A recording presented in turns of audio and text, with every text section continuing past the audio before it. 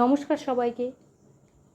আজকে আমরা যার গল্প শুনতে যাচ্ছি তিনি তার ঝুলিতে সমস্ত রকম গল্প রেখে দিয়েছিলেন, আর তিনি তার ঝুলি নিয়ে পৌঁছে যাননি এমন কোনো ছোটোবেলা নেই। তিনি আর কেউ নন, তিনি উপেন্দ্রকিশোর রায়চৌধুরী। তো তারই একটা ছোট গল্প আজকে আমরা পড়ব, টুনটুনি আর রাজার কথা। রাজার বাগানের কোণে টুনটুনির বাসা ছিল। রাজা সিন্দুকের টাকা রোদে শুকোতে দিয়েছিল। সন্ধ্যার সময় তার লোকেরা তার একটা টাকা ঘরে তুলতে ভুলে গেল।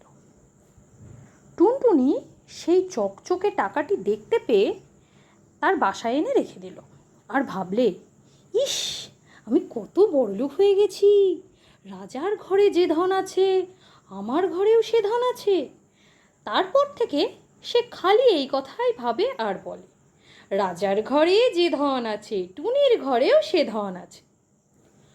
রাজা তার সভায় বসে সে কথা শুনতে পেয়ে জিজ্ঞেস করলেন, হ্যাঁ রে, পাখিটা কি বলছে রে?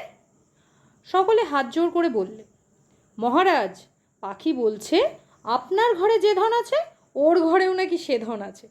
শুনে রাজা খিলখিল করে হেসে বললেন, দেখ তো ওর বাসায় কি আছে।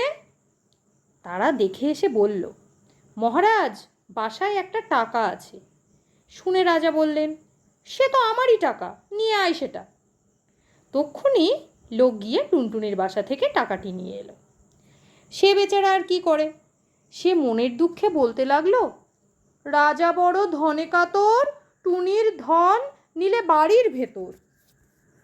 শুনে রাজা আবার হেসে বললেন, পাখিটা তো বড় ঠেটা, যা ওর টাকাটা ফিরিয়ে দিয়ে আয়।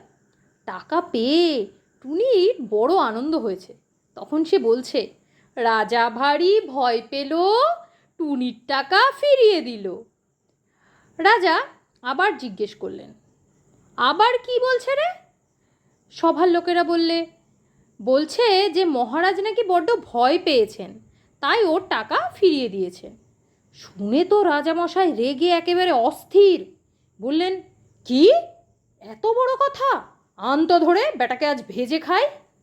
যেই বলা অমনি লোক গিয়ে টুনটুনি বেচারাকে ধরে আনলো।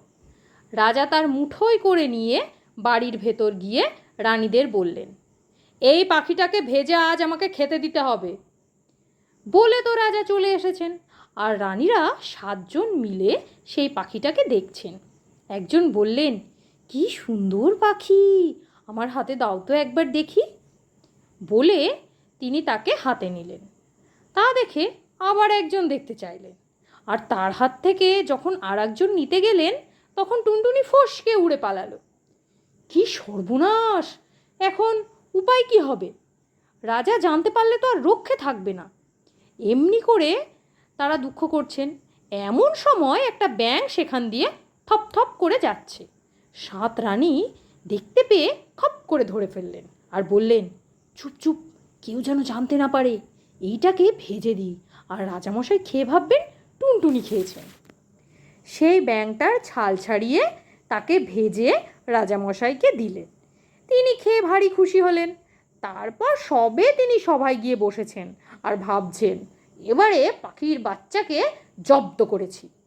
অমনি টুনি বলছে, বড় মজা, বড় মজা, রাজা খেলেন ব্যাঙ ভাজা। শুনেই তো রাজামশাই লাফিয়ে উঠেছেন। তখন তিনি থুতু ফেলেন, ওয়াক তোলেন, মুখ ধোন, আরও কত কি করেন।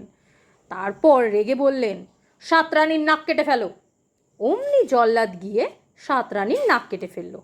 তা দেখে টুনটুনি বললে, এক টুনিতে টুনটুনালো, 7 রানীর নাক কাটালো। তখন রাজা বললেন, আন বেটাকে ধরে, এবার গিলে খাবো, দেখি কেমন করে পালায়। টুনটুনিকে ধরে আনলে। রাজা বললেন, জল আনো। জল এলো। রাজা মুখ ভরে জল নিয়ে টুনটুনিকে মুখে পুরেই চোখ বুজে ঢক করে গিলে ফেললেন। সবাই বললে, এইবারে পাখি জব্দ।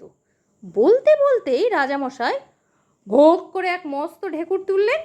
সবার লোক অমনি চমকে উঠল, আর টুনটুনি সেই ঢেকুরের সঙ্গে বেরিয়ে এসে উড়ে পালালো।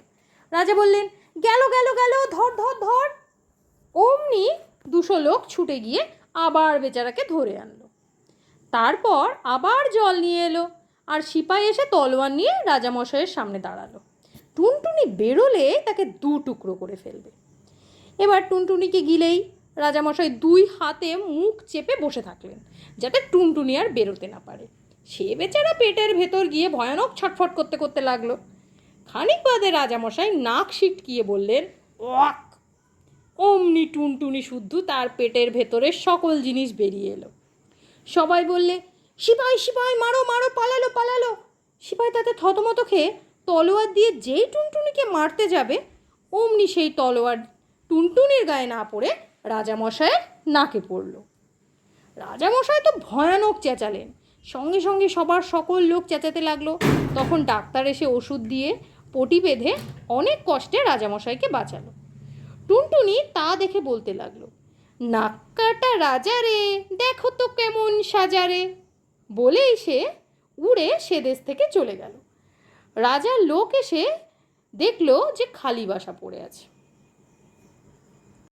আমরা অনেক সময় ইচ্ছায় বা অনিচ্ছায় ছোট প্রাণীদেরকে মেরে ফেলি বা তাদের ক্ষতি করি, কিন্তু অনেক সময় তাদের ক্ষতি করতে গিয়ে আমাদেরও বড় ক্ষতি হয়ে যায়।